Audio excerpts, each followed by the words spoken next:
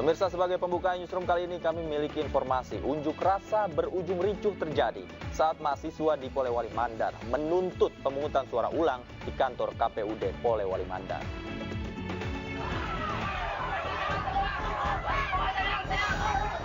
Aksi unjuk rasa yang dilakukan oleh puluhan mahasiswa dari HMI Polewali Mandar diwarnai kericuhan. Massa meminta KPU mengevaluasi pemungutan suara yang diduga banyak kecurangan dan meminta pemungutan suara ulang dilakukan. Kericuhan berawal saat mahasiswa menyampaikan aspirasinya di kantor KPU Polewali Mandar. Namun demonstrasi memanas saat massa memaksa masuk ke kantor KPU untuk bertemu dengan komisioner KPU Polewali Mandar.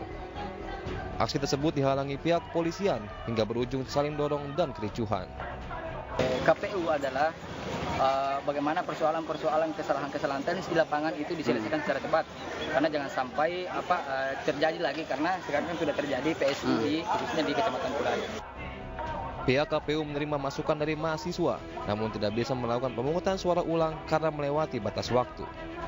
Persoalan keraguan sama penyelenggara, substansinya itu sih, apalagi khususnya teman-teman di lapangan. Tapi saya sudah menampung tadi, saya minta memasukkan beberapa data yang dimaksud supaya tidak hanya sekedar asumsi. Jadi katanya tadi sudah memasukkan juga data-data ke Bawaslu. Selain mendatangi KPU Polewali, massa juga melakukan aksi unjuk rasa di depan kantor Bawaslu. Mereka meminta pengawasan pemilu diperketat dan pelanggaran ditindak tegas. Dari Polewali Mandar, Sulawesi Barat, Huzair Zainal Ainus melaporkan. Jumlah kecamatan di Bekasi, Jawa Barat dan Yogyakarta menggelar pemungutan suara ulang dan pemungutan suara lanjutan pemilu 2024. Namun partisipasi masyarakat menurun jika dibandingkan saat 14 Februari yang lalu.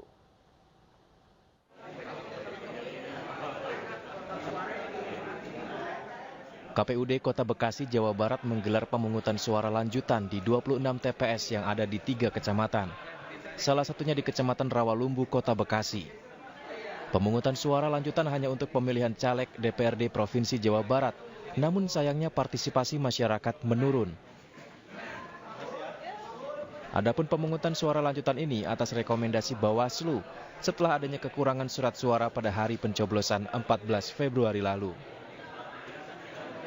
Kami Bawaslu Kota Bekasi sudah mengirimkan surat rekomendasi untuk melaksanakan pemungutan suara lanjutan dan juga pemungutan suara ulang. Hasil dari rekomendasi tersebut, KPU menjawab untuk melaksanakan pemungutan suara lanjutan pada hari ini Sabtu. Ada di Kecamatan Rawalumbu, Kecamatan Mustika Jaya, dan juga ada juga di Bekasi Timur.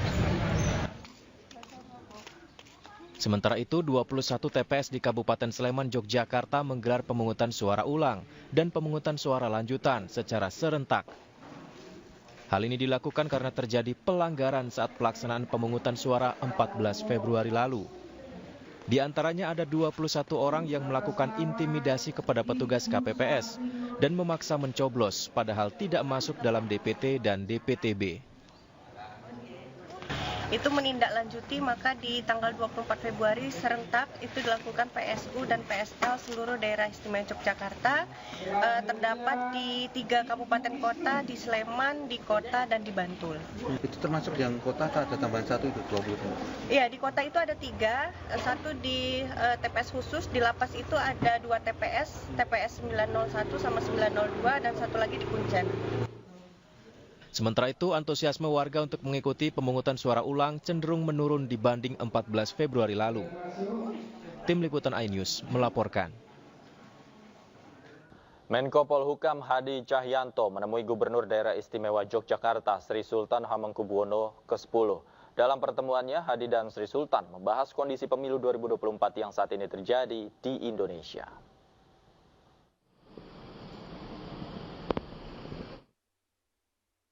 Menteri Koordinator Politik Hukum dan Keamanan Menko Polhukam Hadi Cahyanto mendatangi kediaman Raja Keraton sekaligus Gubernur Daerah Istimewa Yogyakarta Sri Sultan Hamengkubuwono X di Keraton Kilen, Kompleks Keraton Yogyakarta. Setibanya di Keraton Kilen, Hadi Cahyanto langsung masuk untuk menemui Sri Sultan. Mereka kemudian melakukan pertemuan secara tertutup selama hampir 2 jam.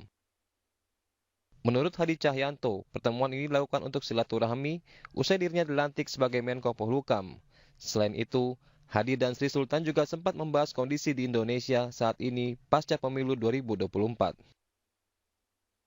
Ini adalah silaturahmi biasa. Saya menyampaikan bahwa saya baru saja dilantik menjadi Menteri Polhukam dan saya mohon doa restu tentunya kepada Masuk Dalam. Kami bercerita banyak,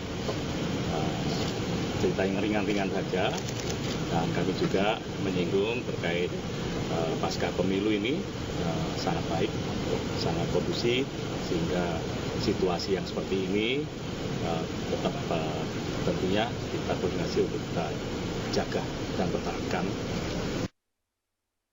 Hadi mengungkapkan bahwa dirinya mendapatkan ujangan dari Sri Sultan agar tetap menjaga keamanan dan kondusivitas negara Indonesia. Dari Yogyakarta, Heru Trijoko, iNews melaporkan. Pemirsa, dugaan kecurangan pemilu 2024 kian jadi sorotan oleh masyarakat sipil. Kecurangan disebut dilakukan secara sistematis dan berlangsung dari pra hingga pasca pemilihan.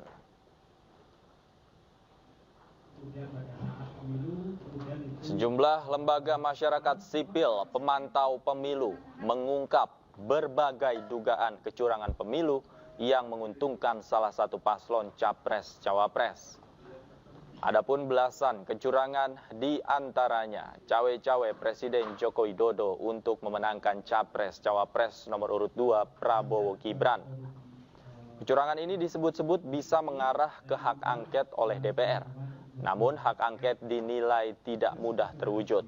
Hal ini menyusul sikap masing-masing partai pengusung paslon 1 dan 3 yang dinilai kurang kompak.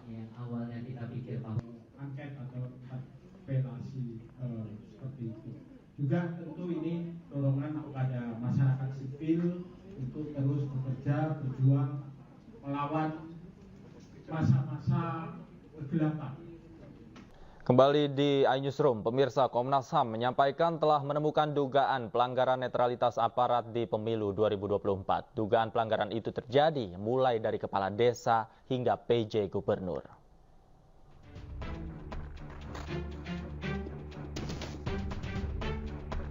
Komisi Nasional Hak Asasi Manusia Komnas HAM menemukan indikasi pelanggaran netralitas aparatur negara dalam pelaksanaan pemilu 2024. Komnas HAM menyebut menemukan dugaan pelanggaran netralitas aparatur negara. Yang pertama, ada 12 kepala desa di Kecamatan Buduran, Kabupaten Sidoarjo, Jawa Timur yang menyatakan dukungan ke salah satu peserta pemilu. Kedua, ada dugaan arahan Wali Kota Samarinda kepada jajaran untuk memilih peserta pemilu tertentu. Ketiga, viral video ajakan PJ Gubernur Kalimantan Barat mengajak memilih capres yang mendukung pembangunan IKN. Namun setelah video tersebut viral, PJ Gubernur mengklarifikasi pernyataannya. Pilih presiden yang memihak kepada pembangunan IKN.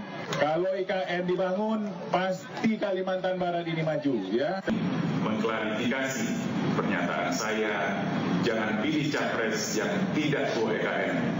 Bahwa pernyataan tersebut saya ungkapkan karena saya terlalu bersemangat dalam mewujudkan keinginan percepatan pembangunan di Provinsi Kalimantan Barat.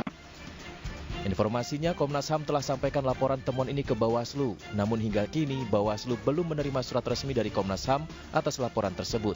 Tim Liputan iNews melaporkan.